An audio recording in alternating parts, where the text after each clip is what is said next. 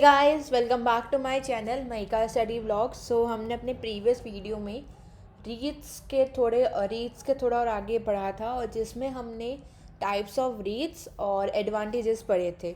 तो आज हम ये पढ़ेंगे कि क्या क्या डिसएडवांटेजेस होते हैं रीड्स के, और क्या क्या रीड्स के कुछ और चीज़ें भी पढ़ेंगे रीड्स के बारे में। ठीक है, तो हम स्टार्ट करते हैं अब। तो हम सबसे पहले पढ़ते हैं कि डिसएडवांटेज क्या होता है रीट्स में इन्वेस्ट करने का। देखो, तो 3 डिसएडवांटेजेस हैं। सबसे पहला है लिमिटेड ऑप्शन, फिर है लिक्विडिटी, फिर है टैक्सेशन। ओके, तो लिमिटेड ऑप्शन क्या कहता है? They are fairly new to Indian markets. Currently there are only few option available and hence limiting the investors choice. तो देखो, लिमिटेड ऑप्शन, क्योंकि मैंने आपको, जब मैं रीड्स की हम डेफिनेशंस और पढ़ रहे थे कि व्हाट इज़ अ रीड, तब हमने ये पढ़ा था उसमें कि क्योंकि couple of years back he introduce हुआ था, तो इसलिए क्या है, लिमिटेड ऑप्शन है। और हमने ये भी पढ़ा था कि कितने रीड्स अभी इंडिया में है। 3 रीड्स के हमने पढ़े थे, राइट।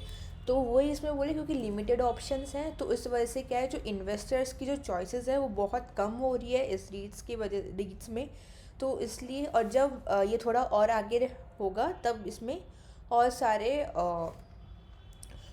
ऑप्शंस अवेलेबल होंगे। ठीक है, फिर आता है लिक्विडिटी। लिक्विडिटी का मैंने ये जैसे बताया था कि anything which can be converted into cash. Okay, तो दो reads traded on the stock market the number of active retail participation is low, therefore liquidating read investment can be challenging in the times of emergencies. तो देखो, जैसा कि हमने पढ़ा था कि जो रीट्स हैं वो स्टॉक मार्केट में ट्रेड होते हैं, लेकिन क्योंकि जैसा कि हमने भी पढ़ा, क्योंकि ये लिमिटेड है, मतलब अभी जस्ट इंट्रोड्यूस्ड हुए हैं, तो इसलिए लिमिटेड ऑप्शन अवेलेबल है। उसी की वजह से क्या है कि जो एक्टिव रिटेलर्स हैं वो बहुत कम है इस चीज़ में। तो इसलिए क्या है कि जब कभी कभी ये इमरजेंसी की टाइम में जब आपको कन्वर्ट करना होता है प्रॉपर्टी को कैश में, क्योंकि रीट्स वही होता है ना, प्रॉपर्टी बेस्ड है, तो इससे जब आपको प्रॉपर्टी को इसमें कन्वर्ट करना होता है कैश में, तो कभी कभी बहुत डिफ़िकल्ट हो जाता है। ठीक है, फिर आता है टैक्सेशन। द इंटरेस्ट और dividends income from रीट्स is entirely taxable in the hands of the investors. This income will be a part of the taxable income and it will be taxable as per the applicable tax rate.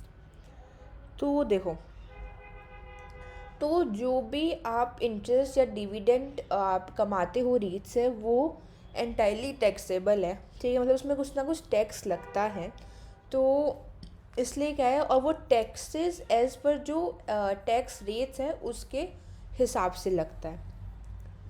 फिर अब हम पढ़ते हैं कि रीट्स और real estate mutual funds में क्या difference है। ठीक है, तो रीट्स का फुल फॉर्म है real estate investment trust, where as real REMF। ठीक है, तो उसका फुल फॉर्म है real estate mutual funds, sorry. तो अब पढ़ते हैं क्या क्या बेसिस है। इन्वेस्टमेंट है, डाइवर्सिफिकेशन है, डिविडेंड्स है और ट्रेडिंग है, राइट। तो हम पहले पढ़ते हैं रीट्स को इन्वेस्टमेंट के बेस पे। Directly invest in real estate, तो आप डायरेक्टली इसको इन्वेस्ट कर सकते हो रीट्स में। Invest in reach and stock that deals in real estate, तो आप उन रीच एंड स्टॉक में इन्वेस्ट करते हो म्यूचुअल फंड्स में जो कि रियल स्टेट में डील करते हैं।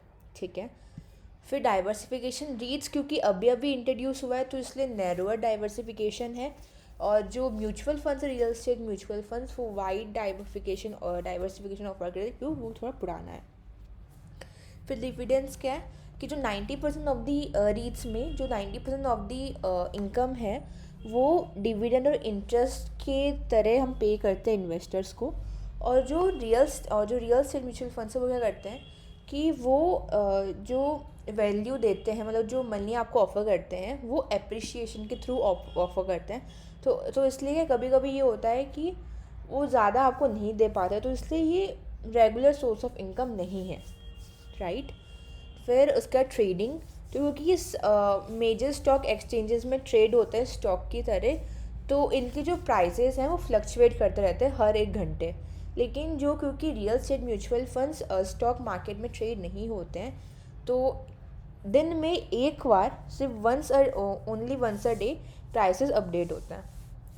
तो अब हम समझते हैं कि what are the popular REIT real estate mutual funds to invest. तो हमने इससे पहले रीट्स के पढ़े थे, क्या टाइप है इंडिया में, लाइक कितने कितने रीट्स प्रेजेंट। तो हमने 3 रीट्स के बारे में पढ़ा था, लेकिन अब हम पढ़ रहे हैं कि कौन कौन से रियल स्टेट म्यूचुअल फंड्स हैं जिसमें आप इन्वेस्ट कर सकते हो। सबसे पहला है इन्वेस्को इंडिया इंफ्रास्ट्रक्चर, राइट।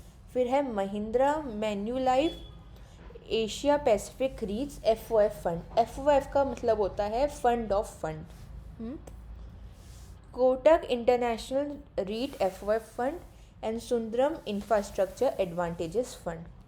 ठीक है, तो मुझे पता है ये। अब चलो हम एक वापस रिकैप करते हैं हमने क्या पढ़ा है। ठीक है, तो देखो हमने सबसे पहले डिसएडवांटेजेस पढ़े, क्या क्या था कि लिमिटेड ऑप्शंस, फिर लिक्विडिटी और टैक्सेशन, ये 3 डिसएडवांटेजेस थे। फिर हमने रीट्स और रियल स्टेट म्यूचुअल फंड्स को कंपेयर किया था, किसके बेसिस पे, इन्वेस्टमेंट के बेसिस पे, डाइवर्सिफिकेशन के बेसिस पे, डिविडेंड के बेसिस पे और ट्रेडिंग के बेसिस पे। फिर हमने पढ़ा था कि क्या क्या रियल स्टेट म्यूचुअल फंड्स हैं जिसमें आप इन्वेस्ट कर सकते हो। तो हमने ये 4 नाम पढ़े थे, एक Invesco India infrastructure limited fund, Mahindra Manulife Asia Pacific REITs FOF fund, Kotak international REIT FOF fund और सुंदरम इंफ्रास्ट्रक्चर एडवांटेजेस फंड। तो ये वीडियो इतनी ही है, मैंने आपको पहली वाली वीडियो में बोल दिया था, इससे पहले जो मैंने शूट की थी, कि मैं भी छोटी छोटी रखूँ क्योंकि इसको समझना बहुत इम्पॉर्टेंट है, राइट। तो मैं अब अगली वीडियो में आपको इसके आगे और पढ़ाऊँगी, तो तब तक आप इसको पढ़ो अच्छे से, ठीक है। और जितनी मैंने प्रीवियसली वीडियो अपलोड की है आप उसको देख लेना, नहीं तो मैं आपको लिंक डिस्क्रिप्शन में दे दूँगी, सो आपकी कन्वीनियंस के लिए। So this Mahika signing off, so bye bye guys, have a nice day, take care.